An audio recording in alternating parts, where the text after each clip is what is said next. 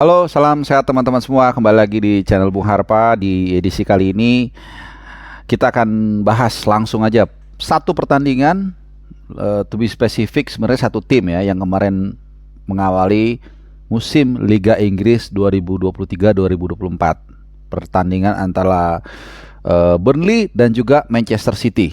Ya, ini pertandingan yang menurut gua sangat seru dan juga banyak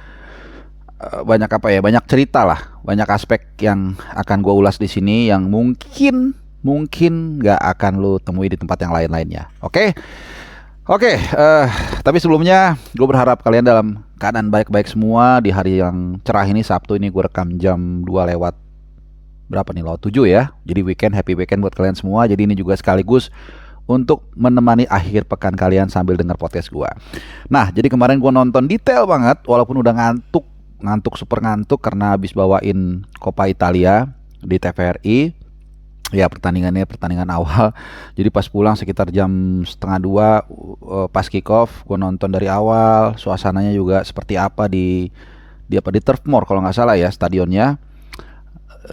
Pertandingan yang mempertemukan guru dan murid kali ya, dan murid Vincent Kompany, pelatih Burnley, dan juga tentunya Guardiola. Dan ini sebagai informasi teman-teman ya, ternyata kalau dulu mungkin berapa tahun lalu, mungkin 5-10 tahun lalu, jebolan high pressing defense Ralf Rangnick itu banyak laku, seperti Thomas Tuchel, Hans Flick, mungkin juga Jurgen Klopp ya, Nagelsmann, laku keras di pasaran. Sekarang ini yang laku kelihatannya jebolan dari apprentice-nya Guardiola, mulai dari Arteta di Arsenal, kemudian juga Enzo Maresca di Leicester walaupun sekarang ada di Championship, kemudian juga Vincent Kompany di Burnley yang membawa Burnley promosi ke Premier League. Tapi lawannya langsung berat ya, dan ya wajar lah mereka kalah 3-0. Nah, ini pertandingan yang menandai banyak hal. Pertama, Haaland akhirnya mencetak gol. Setelah gue nggak tahu ya, di competitive game terakhir dia cetak gol mungkin udah lama banget. Kalau nggak salah tuh di Liga Champions saja di final dia nggak golin. Kemudian di FA Cup final nggak golin. Jadi pas lagi Liga Inggris, tapi itu juga udah game weeknya juga game week ke 30 sekian kalau nggak salah ya. Sorry kalau data gue kurang lengkap. Tapi intinya dia udah lama nggak golin lah di kompetisi resmi gitu ya.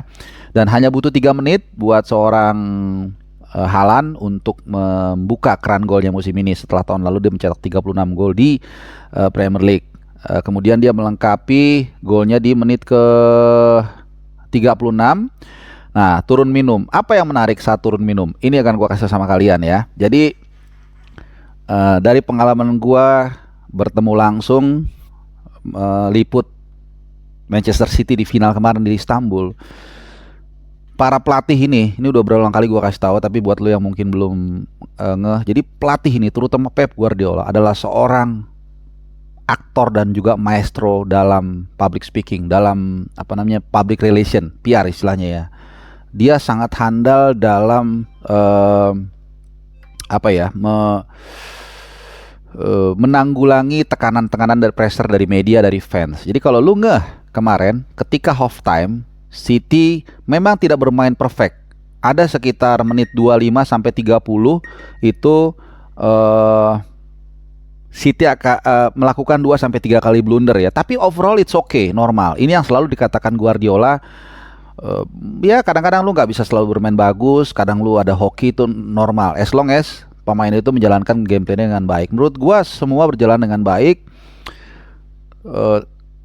Unggul 2-0. Kemudian yang paling penting adalah monster mereka kembali mencetak gol. Tapi pas half time jalan ke tunnel, itu Guardiola ngomong berbicara sangat serius gitu loh ke Haaland.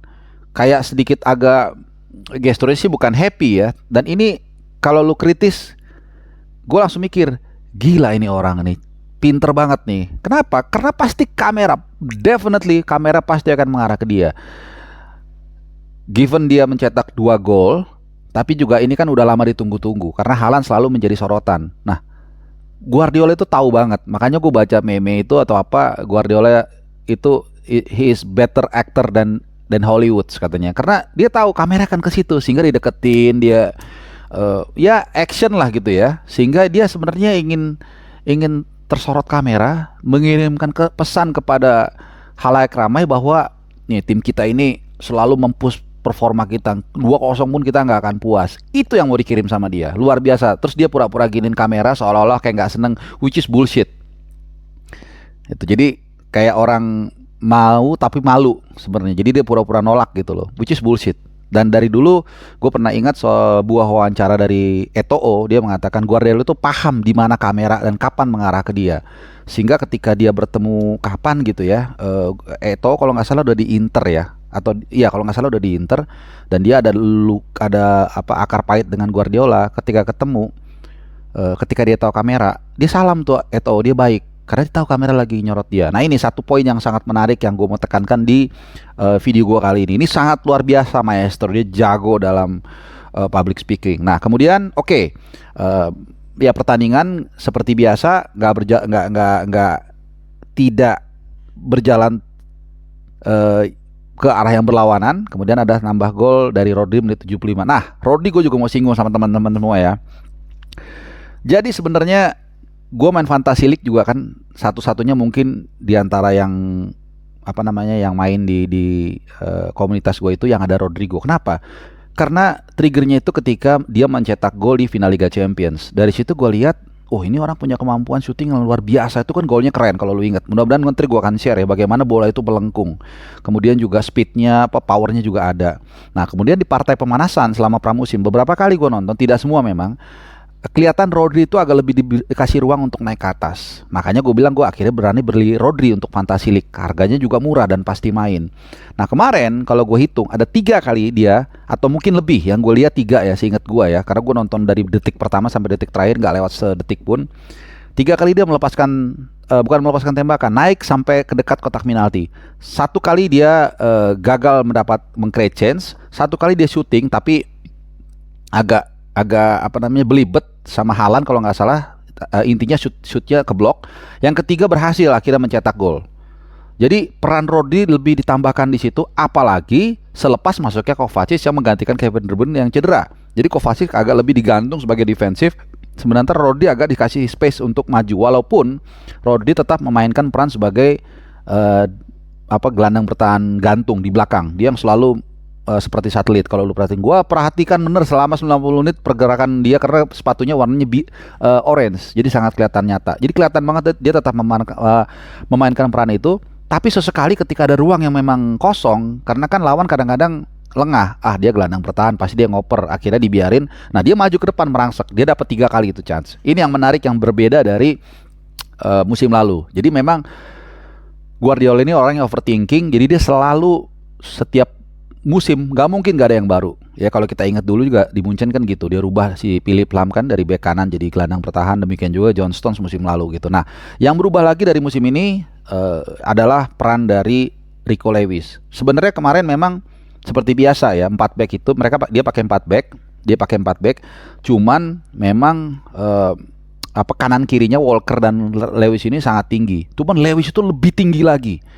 Bahkan dalam posisi build up serangan, Rico Lewis itu sering banget di atas garis tengah, sering banget. Kalau Walker agak lebih bertahan memang, gitu. Jadi dia kan bukan inverted ya, bukan back sayap inverted, jadi keluar. Jadi dia intinya dia lebih bertahan. Nah, Rico Lewis itu inverted masuk dan selalu di atas. Ini luar biasa karena Rico Lewis kan biasanya mainnya kan full back kanan kalau nggak salah ya. Terus pernah juga dicoba sebagai DM. Ini perubahan yang gue bilang gila, sepanjang pertandingan hampir gue ngelihat Rico Lewis itu di kiri atas. Dan tentunya juga dia punya backup plan. Kalau kena tekanan di sana ada Nathan Ake. Nathan Ake ini salah satu back yang sangat dipercaya oleh Guardiola karena sangat kuat dalam man to man. Sehingga walaupun hanya menyisakan Nathan Ake di kiri dan Kanji dalam 2 center back, ini sangat kuat menahan serangan balik dari Burnley ya. Burnley kemarin tuh ada pemain nomor 30 Koleoso itu yang memang punya speed, tapi tetap aja si Ake ini